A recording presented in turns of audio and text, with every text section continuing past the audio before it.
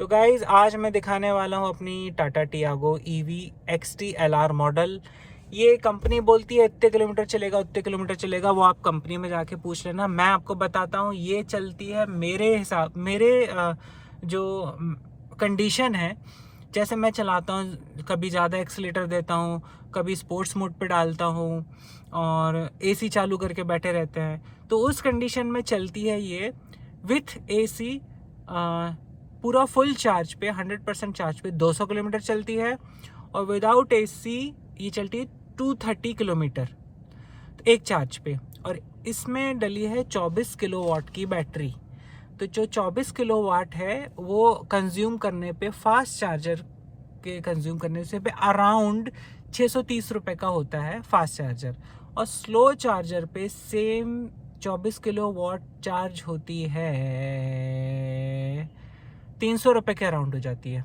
मतलब तुमने घर में लगाया है तो 300 रुपये के अराउंड हो जाएगी। इसमें इंक्लूड या बोल दो एक्सक्लूड वेस्टेज रहता है, जैसे कि 24 किलो वाट तुमने चार्ज करी है तो सम हाउ 1-2 किलो वाट अगर 0 से 24 तक काउंट कर रहे हो तो सम हाउ 0 से लेके 2 से 3 किलो वाट जो इलेक्ट्रिसिटी है वो वेस्ट होती है। आई डोंट नो, मैंने ऐप में भी देखा है कि 18 किलो वाट जहाँ चार्ज होना चाहिए थी वहाँ 20 किलोवाट तक का करंट खाया है इसने।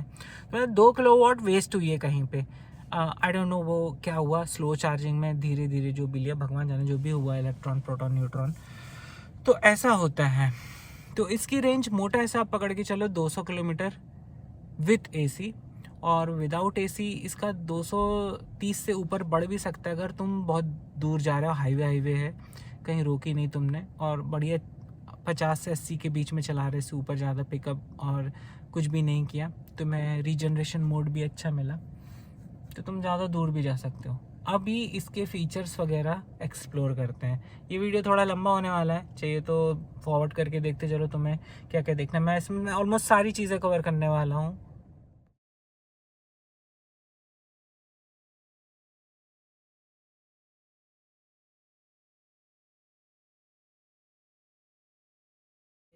न्यूट्रल है यहाँ पर, ये अभी मैंने स्टार्ट कर दी है, ब्रेक दबा के की घुमा दिए तो रेडी आ गया है लिखा हुआ। ये मेरे टोटल ड्रिवन किलोमीटर्स हैं, मैं 18,000 किलोमीटर चला चुका हूँ।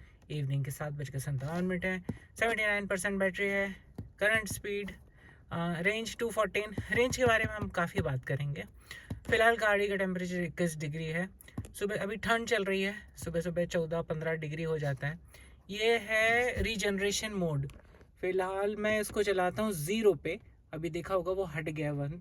अभी ये first regeneration mode, second and third, तो कहना चाहिए 4 रीजनरेशन मोड है। एक तो 0, फिर 1 2 3, उसी हिसाब से इसकी ब्रेकिंग तेज़ हो जाती है। ये अभी फुल तेज ब्रेकिंग थी, अभी ये 0 ब्रेकिंग हो जाएगी। मतलब तुमने एक्सीलेटर दिया बहुत स्मूथली आगे जाएगी, और ये इसमें ऑटोमेटिक ब्रेक लगेंगे और इसमें थोड़े तेज़ ब्रेक लगेंगे। मतलब एक्सीलेटर छोड़ते ही साथ तुम्हारा ब्रेकिंग स्टार्ट हो जाएगा। और ये 3 जब भी ढलाई से उतरेंगे तब ये बहुत काम आता है। इसमें ऑटोमेटिकली ये 3 तक चला जाता है ऑटोमेटिकली, और रीजनरेशन काफ़ी अच्छा हो जाता है। जैसे कि मैं पंचगनी यानी कि महाबलेश्वर से उतर रहा था, तो ये जो 79% है, ये एक पहाड़ से उतरते उतरते ये तुम्हारा 85% हो जाएगा, यानी कि 6% इंक्लूडिंग चलने की स्पीड को मिला के ये 6% 7% तो मिनिमम चार्ज हो ही जाता है। चीज़ें हैं जैसे ये हैंड ब्रेक है, ये लाइट वगैरह का है। इसमें सेट करने के लिए 2 मोड रहते हैं, एक सेट है और एक ये यहाँ पे मोड है। और ये बैटरी का परसेंटेज है। इसमें अभी फ़िलहाल 4 बार्स हैं, 1 2 3 4। जब ये 80% प्लस या 85% प्लस हो जाएगी तो यहाँ पे 5वां बार भी आ जाता है। नॉर्मल ड्राइव मोड पे ये ब्लू कलर से ऐसे फुल होता है। जब इसको स्पोर्ट्स मोड डालते हैं तो सीधे यहाँ से रेड की तरफ जाता है, जहाँ पे ज़बरदस्त पिकअप ले लेती है। और ये ब्रेकिंग पे रीजनरेशन मोड उसके अकॉर्डिंगली ले लेगा। और तुम्हारी बैटरी अगर 99% हो गई है तो रीजनरेशन तुम 3 भी लगा दोगे तो भी कोई फ़र्क नहीं पड़ेगा, वो स्मूथली ही जाएगी। 98% से बैटरी चार्ज होना स्टार्ट होती है। और यहाँ पर ये मैंने वायरलेस लगाया है डोंगल, जिससे वायर कनेक्ट करने की ज़रूरत नहीं है, वरना बाय डिफ़ॉल्ट इस XT-LR EV टियागो में वायर वाला कार प्ले आया था। एंड्रॉयड ऑटो कह दो या कार प्ले कह दो, ये इसमें वायरलेस वाला मैंने अमेज़ोन से 2-3 थाउजेंड का ख़रीदा था, वो लगाया है। तो ये इसका थोड़ा सा व्यू चेंज हो गया है। अदरवाइज़ ये इसका जो टाटा का ओरिजिनल है, अराउंड 7 इंच करीब की स्क्रीन है, ये ऐसा है टाटा का ओरिजिनल। तो इसमें ये डोंगल लगाने के बाद ये ऐसा कारप्ले या एंड्रॉयड ऑटो जो भी है, ये कारप्ले वाला है। मुझे सिर्फ कारप्ले चाहिए था एप्पल का, ये मैंने यहाँ पे ऐसे लगा के रखा है। बहुत ही सुंदर है, अभी तक चल रहा है ये। अराउंड मैंने 4-6 महीने यूज़ कर लिया है, ज़्यादा उसे यूज़ कर लिया ये वायरलेस वाला। काफ़ी सुंदर था ये। इसमें दोनों ही C टाइप इधर से है और USB A टाइप इधर से है। और इधर पर मैंने लगा के रखा है डैश कैम और मोबाइल का चार्जर। ये लगा हुआ है डैश कैम कुटिगीला। ये इसकी क्वालिटी काफ़ी अच्छी है। रिकॉर्ड होता है एक फ्रंट का और एक रियर का। मैं इसको ऑपरेट करूँगा। सबसे पहले इसकी रिकॉर्डिंग रोकनी पड़ेगी। ये रेड रेड है, ये रिकॉर्डिंग रुक गई है। और मैं अभी इसका पीछे का कैमरा दिखाता हूँ। ये फ्रंट अलोन, ये रियर कैमरा, और ये हो गया रियर प्लस फ्रंट, और ये हो गया फ्रंट प्लस रियर। तो जब भी रिवर्स करनी होती है तो मैं ऐसे कर लेता हूँ। अच्छा, अगर ये ईवी कार नहीं होती तो इसमें एक वायर है, उसको मैं निकाल देता, तो जब भी मैं रिवर्स लेता तो इसमें ये जो मार्किंग है वो आ जाती कि तुम्हारे कितनी दूरी पे कौन सी चीज़ है। बीप बीप बीप वगैरह भी करने लगता, ये सब चीज़ें होती उसमें। तो मैंने ईवी में ये जो वायर कटिंग है वो सब इम्पॉसिबल है, तो वो मैंने नहीं किया। मैं उसका बाकी का डैशबोर्ड दिखा देता हूँ। ये है हज़ार्ड पार्किंग, टक टुक चालू हो गया। और ये AC वेंट्स हैं, ये मैंने गणेश जी कंपनी से दिए थे। वो वहाँ पे मैंने छोटी सी किटी कैटी लगा के रखी है। ये मुझे किटीज़ बहुत पसंद है। इसका पेट दबाओ तो ऐसे प्यों प्यों की आवाज़ आती है। काफ़ी चिल्ला दी बिल्ली। और ये चीज़ मैंने लगाई है, ये काफ़ी लोगों को मेरे अलावा भी पसंद आई है। ये है जैगुआर की शेप में मोबाइल होल्डर। तो इसको ऐसे खींचो, फिर यहाँ पे बीच में मोबाइल आ जाता है।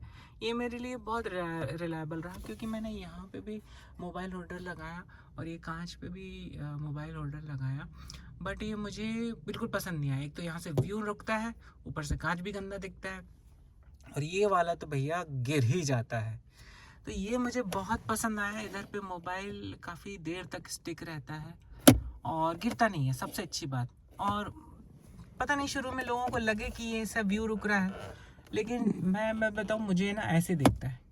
ये पूरा ये वाली लाइन कवर कर देता है, तो मुझे सामने का व्यू बहुत अच्छे से क्लियर दिखता है, यहाँ से लेके यहाँ तक। और ये बल्कि यहाँ रहता है, तो ये जो साइड से जो आ रहा होगा उसको, ये वैसे ही यहाँ पे साइट बंद हो जाती है, वहाँ पे और जाके बंद हो जाएगा, तो बाद में कोई आंटी जी वगैरह जा रहे होंगे तो वो नहीं दिखेगा। तो इसलिए मुझे ये भी पसंद नहीं आया। ये सबसे बेस्ट लगा। एक तो इसका शेप बहुत बढ़िया है। मैं चाह रहा था गोल्डन कलर का ना आ जाए, ये सिल्वर कलर का ही मुझे बहुत पसंद आया। और इसका शेप बहुत सुंदर है और काफ़ी रिलायबल भी है, ये निकलता नहीं है। और इसके स्टीयरिंग पे कुछ कंट्रोल्स हैं, वो भी दिखा देता हूँ। आड़ा करके दिखाते हैं। Plus volume up, minus volume down, और ब्लूटूथ डिवाइस चेंज, ये नेक्स्ट, ये प्रीवियस, ये हॉर्न, बीच में भी हॉर्न, यहाँ पे भी हॉर्न, सब जगह हॉर्न हॉर्न। ये एयरबैग, और ये सीरी को ऑपरेट करने के लिए है या फिर कॉल उठाने के लिए है। ये कॉल हैंग करने के लिए, और दूसरा म्यूट करने के लिए भी यूज़ कर सकते हैं। तो ये इसका ये ऑप्शन है। फिर वैसे तो सभी को पता होगा, फिर भी बता देता हूँ। ये है तुम्हारा कार का फ्रंट लाइट ऑन हो गया यहाँ से। नहीं चल रही।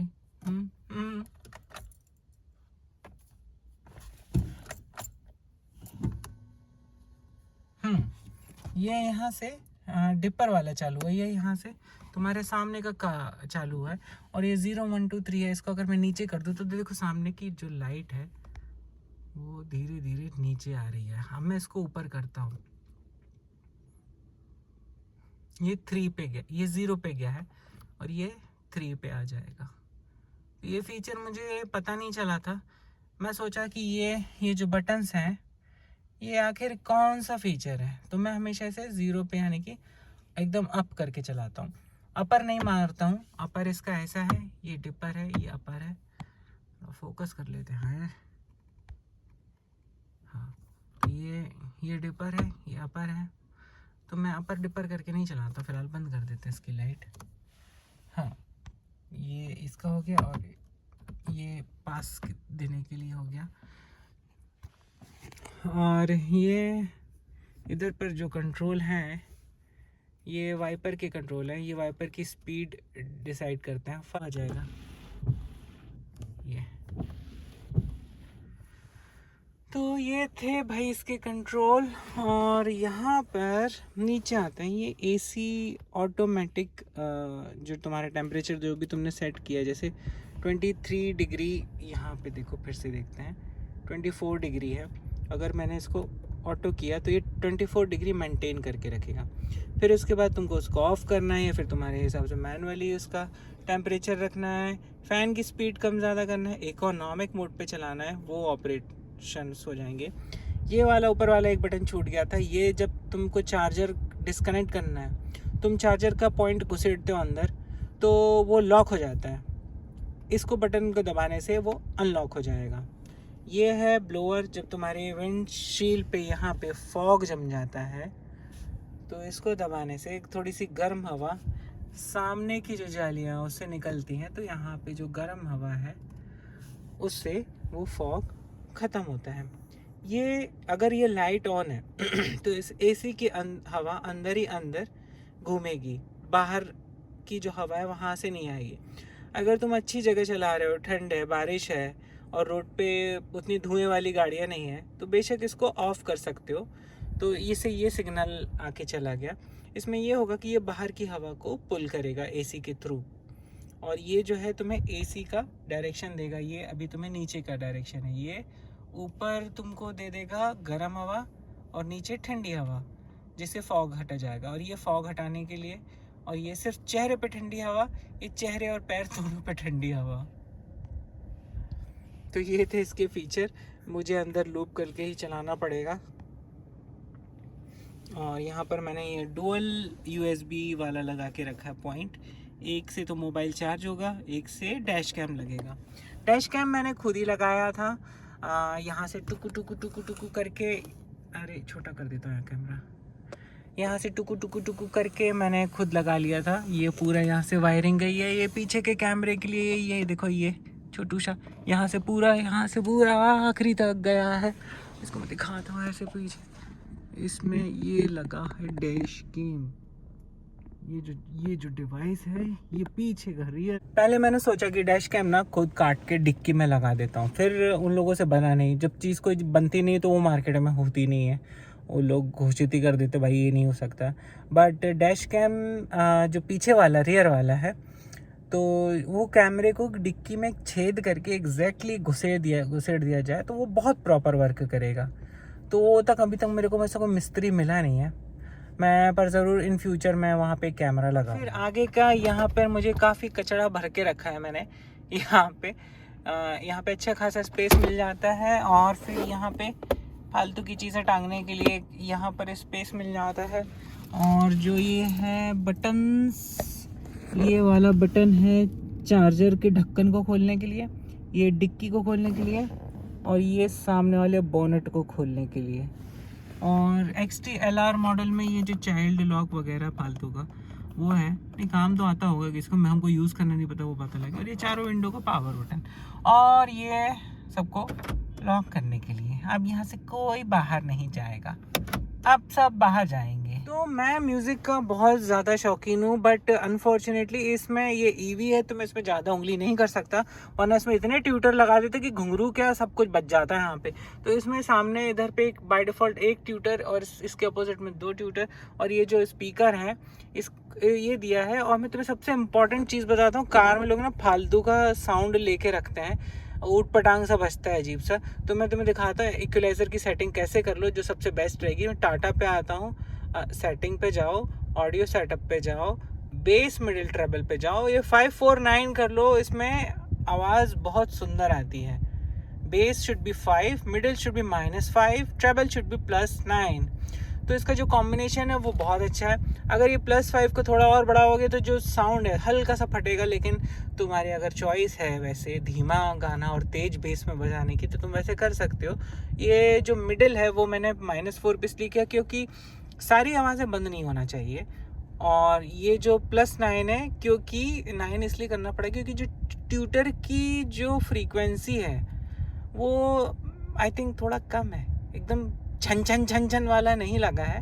नहीं तो इसको 9 करने की नहीं, ये भी 5 में रहता तो अच्छी खासी ट्रेबल आ जाती, फालतू की ट्रेबल नहीं आती, घुंघरू का जो ओरिजिनल साउंड है ना वो आता।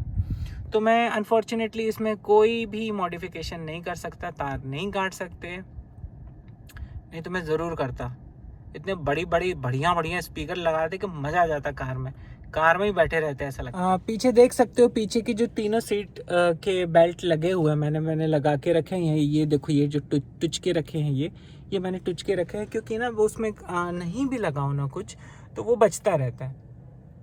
मैंने सर्विस के लिए भी दिखाया लेकिन वो वैसे ही रहता है, तो मैंने वो कुछ सीट बेल्ट लगाने पड़े। और ये जिस कार है इसमें भी स्टॉक सीट कवर लगाए क्योंकि हमें मोशन सिकनेस थी, हमें नहीं चाहिए था कि कोई भी सीट कवर लगाए और वो अजीब सा महके।